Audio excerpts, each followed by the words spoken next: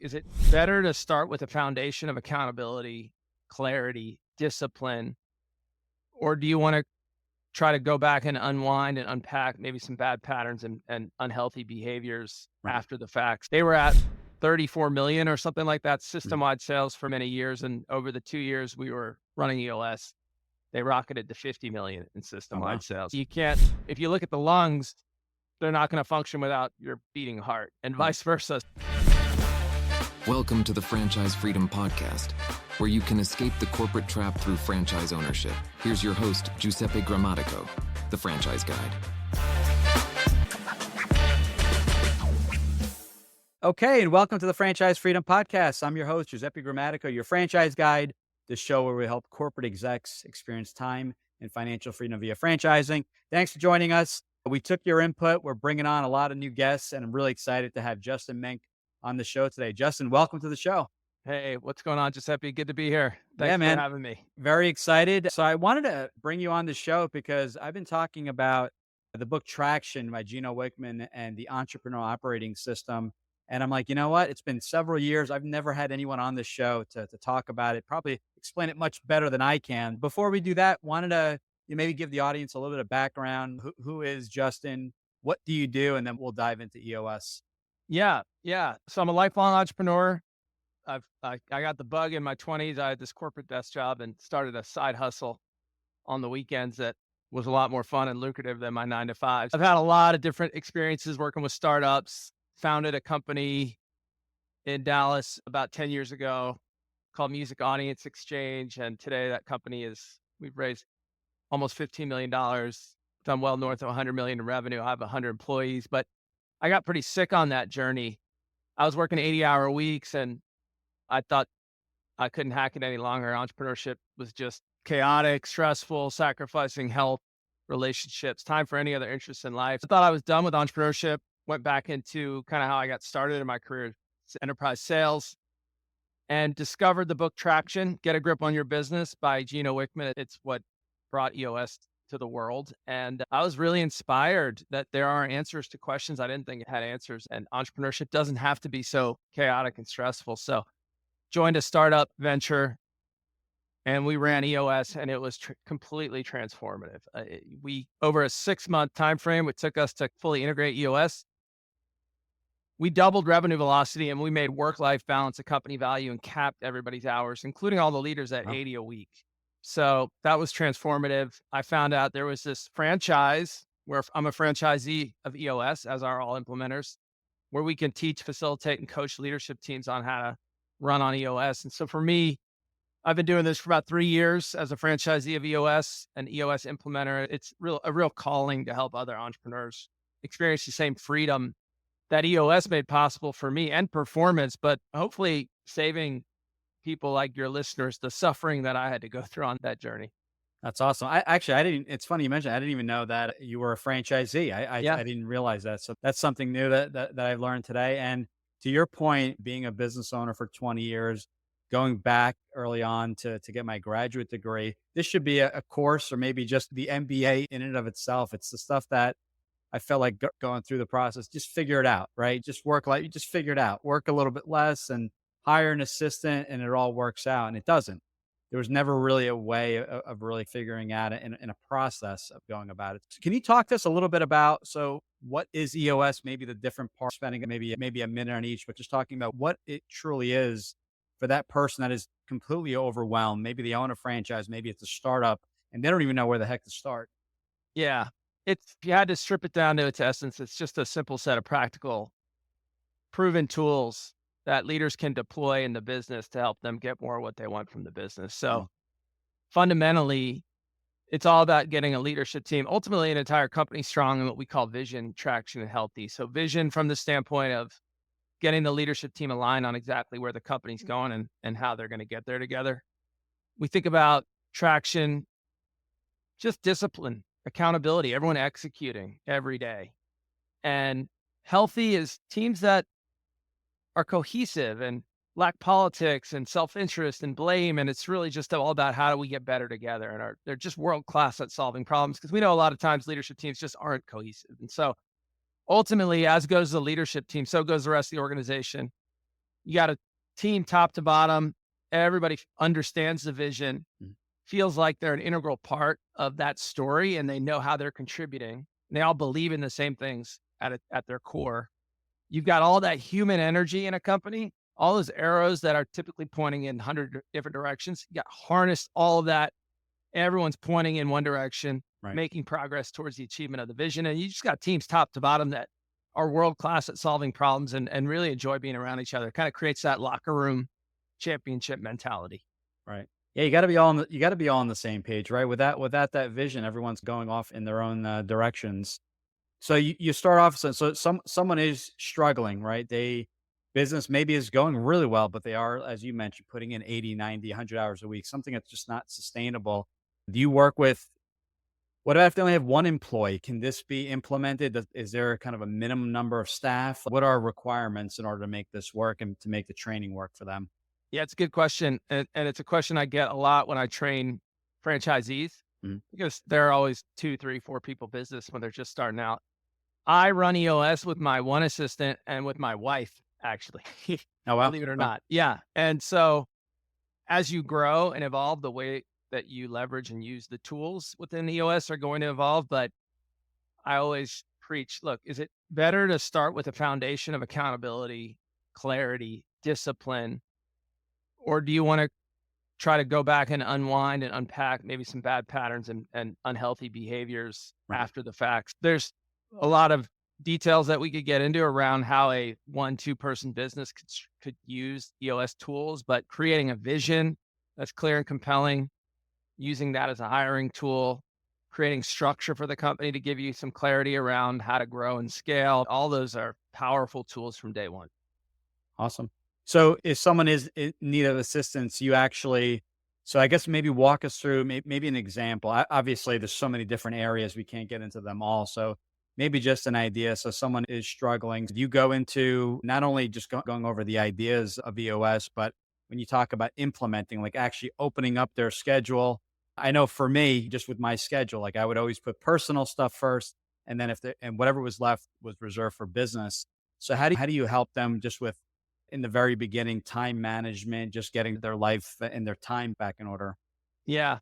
When I work with a client on an implementation, it's a phased process and Mhm. it involves locking me and the leadership team in a room for a full day and getting the leadership team started with a foundation of tools that they can immediately deploy in the business. A lot of these models, when you start building the vision first, it feels great, but the halo effect is pretty short lived because you go right back into business and right back to where the water's flowing. So Right. we start with this foundation of execution. And then once we got a sample size of data, we get to stress test it a little. Then that gives us a great foundation to lay down a vision for the business that really sticks. But there's 25,000 companies that have used an implementer like myself, but there's hundreds of thousands that run on EOS without an implementer. And Mhm. so it's a set of tools that harmonize and orchestrate all the moving parts and pieces of the business. So there's some best practices that a leadership team can take to deploy EOS without having to hire somebody like myself and phase it in. We don't have time to get into all of it, but Right. I would highly recommend a great starting point is the book Traction. Get a grip on your business. I've got about 200 copies laying around, but this is the tome. And that's enough to get any leader started on how to start layering these tools into the business. So start there and then hiring someone like yourself to actually implement it directly in the business. When working with someone, is that, would you say, aside from that full day meeting, is this something that is it check-in weekly, monthly calls? How do you normally structure that with the client? Yeah, when I'm with the client, look, I'm a resource. And so we have some structured check ins. I'll sit in on some of their meetings and observe and provide feedback. But I'm a resource. All my clients, any implementer's clients, occupies a massive chunk of real estate in our Right. brains. So I'm there as is required. But when we engage, it's a full day, 8-hour session. And Right. ultimately, my goal is to get a leadership team equipped, confident, fluent in EOS so that they can then cascade it down into the rest of the organization. Because what often happens when leaders get a little bit out ahead of their skis when they're running EOS is that they try to push it down before they're ready. And Right. so it burns that opportunity because they're not credible. They don't understand the tools. They're not using them well at the leadership level. And that's where really all the tools start, using it for the leaders. And once they're really rocking and rolling, then they can push it down and they have the authority. And I'm teaching the teachers in that respect. That makes sense. Can you anywhere a case study, what life looked like before and then after with the recent client implementing EOS, hiring yourself to really implement this in the day to day? Yeah. Yeah. I've got one that comes to mind is I just recently graduated them. It's just between a franchise, just between friends, visionary owner, founder, running the business for almost 20 years. And in the 2 years that we implemented, she sold the business to another franchisee. So that transition was a really smooth one because EOS helped them through that change management and, in fact, energized the franchisees in the system. But it also, just from a pure performance perspective, they were at 34 million or something like that system-wide sales for many years. And over the 2 years we were running EOS, they rocketed to 50 million in Oh, wow. system-wide sales. So great success story. But honestly, the number one, when there's been about 25,000 businesses over the course of 17 or so years with Mhm. Gino Wickman as the first implementer. And when surveyed, the number one thing that leaders say they get from EOS is a better quality of life. So hard to quantify that, but that freedom that it gives leaders to really get what they want from the business and really feel like they're in control versus the business being in control of them, which often happens. That's what our clients tell us is their biggest benefit. And that's the most important thing. There's so many aspects of a business, but it's quality of life. It's a hard one to what's next. Money is always important, but what good is that if you're working 100 hours a week? When we talk about EOS, and I know you work with franchise brands, so that's where you're working directly with the franchisor and they're able to assist and work with all their franchisees. There are a lot of people running their franchises semi-absentee. They're running it part-time. And I don't know where this term came from, but the idea of phantom equity and having your general manager getting that quarterly distribution, having some skin in the game. Is that from EOS? Because that seems, as I was talking about EOS, I kept hearing more and more about phantom equity. So I was just curious. Phantom equity is not an EOS term, but Not okay. no, but it's interesting that you bring that up because I do work. I'm just one in particular comes to mind. He and his team are multi-unit franchisees. They own 26 concepts that are part of a holding company. Mhm. And one of the things that he is getting from EOS that we've talked about is the fact that, and he wants, is that when it's a single unit owner operator, they got their blood, sweat, tears in the business and they're in that unit, that store, that service center, with the customer and they care. Right. And when you have 26 locations and you are semi-absentee and you're building a team, what EOS can really powerfully do is create a culture of engagement Mhm. and identify right people who fit the culture like a glove, who are in the right seats, being held accountable for consistently excellent performance, and then align the incentives. Everybody feels like they're on this journey together and they all have incentives to win together. And man, it's powerful for those multi-unit franchisees who really want to make sure that they can push culture down into all the units that are part of their empire.